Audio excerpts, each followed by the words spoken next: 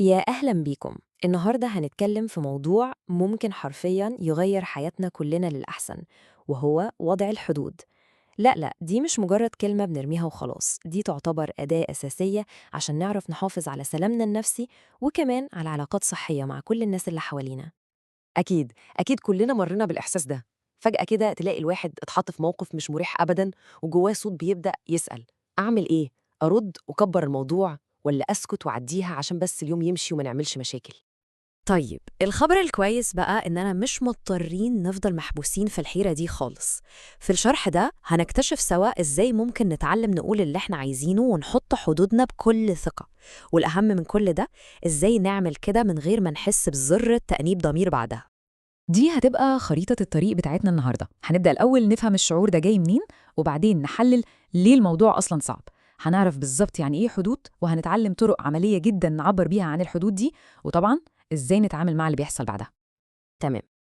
أول حاجة وقبل ما نغوص في التفاصيل، مهم أوي نعرف إن إدارة الحدود دي جزء أساسي من الحياة، يعني طالما بنتعامل مع بني آدمين فالموضوع ده هيفضل موجود. دي مش مشكلة عند شخص واحد بس، لأ، دي تجربة كلنا بنمُر بيها، في الشغل، مع أصحابنا، وحتى جوّه بيوتنا مع أهلنا. طيب يلا بينا ندخل في الجد. ليه حاجة تبان بسيطة قوي زي كلمة لأ ممكن تكون بالصعوبة دي كلها؟ الحقيقة بقى إن الموضوع أعمق بكتير من مجرد كلمة بتتقال. الموضوع ليه جذور نفسية جوانا كلنا. وهنا بقى الخبيرة ندرة تواب بتكشف لنا سبب من أكبر الأسباب، وهو الخوف من الصراع. كلنا بنخاف إننا لو حطينا حدود ده ممكن يزعل اللي قدامنا أو يعمل مشكلة، فبنعمل إيه؟ بنختار الطريق اللي شكله أسهل في اللحظة دي، وهو إننا نسكت خالص ونتجنب أي مواجهة. وهنا في مصطلح عبقري للمعالجة النفسية تيري كول اسمه مخطط الحدود. تخيلوا معايا كده إنه زي برنامج متسطب جوانا وإحنا صغيرين، هو اللي بيحدد ردود أفعالنا الأوتوماتيكية.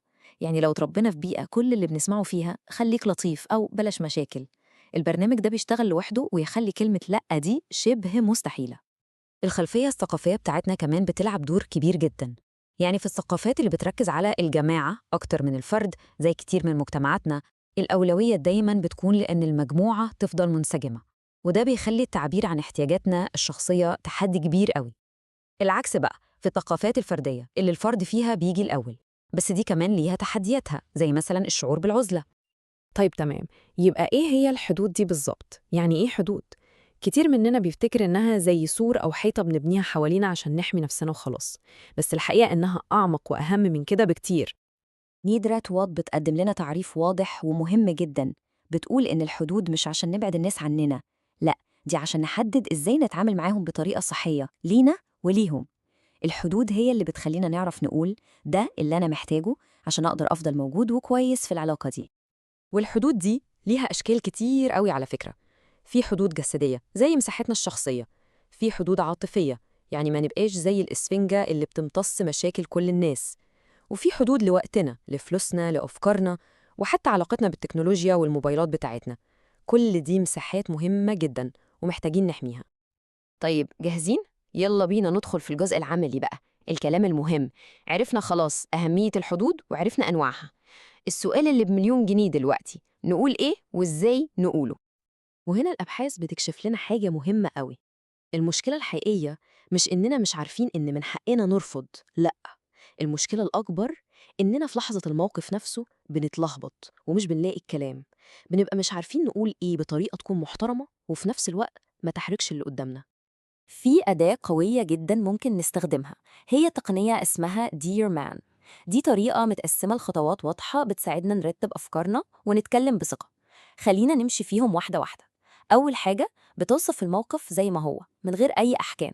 بعد كده بتعبر عن إحساسك أنت، بتقول أنا حاسس بكذا. بعدها بتطلب اللي محتاجه بوضوح وصراحة.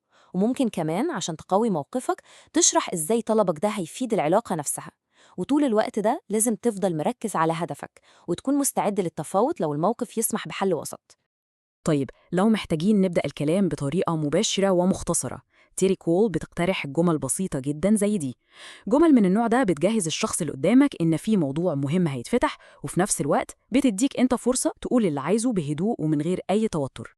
بس أحياناً وخصوصاً في ثقافتنا، المواجهة المباشرة دي ممكن تتفهم غلط خالص، وهنا بقى بتيجي قوة تغيير الموضوع. يعني لو حد فتح معاك كلام في موضوع أنت مش عايز تتكلم فيه، بدل ما تصطدم بيه ممكن بكل بساطة وذكاء تسأله عن حاجة تانية خالص. دي طريقة بتوصل رسالة ذكية وغير مباشرة إنك ببساطة مش حابب تكمل في الكلام ده. وهنا بقى بنوصل لنقطة مهمة جداً جداً. الحدود مش دايماً معناها لأ قاطعة. لأ خالص، ممكن جداً تكون في شكل حل وسط أو بديل. يعني لو مش قادر تعمل كل اللي مطلوب منك، ممكن تقترح حاجة تانية تكون حل يرضي الطرفين ويحافظ على طاقتك في نفس الوقت.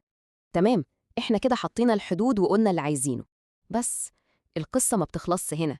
لسه في تحديين كبار بيواجهونا بعد الموقف ده. أولاً، إحساسنا إحنا بالذنب.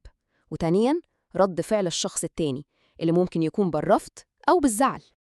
وده بقى السؤال اللي بيرعبنا كلنا وبيخلينا نسكت من الأول أصلا. خلاص أنا قلت لأ، طيب لو اللي قدامي زعل، لو اتضايق أو خد على خاطره، هعمل إيه ساعتها؟ أتصرف إزاي؟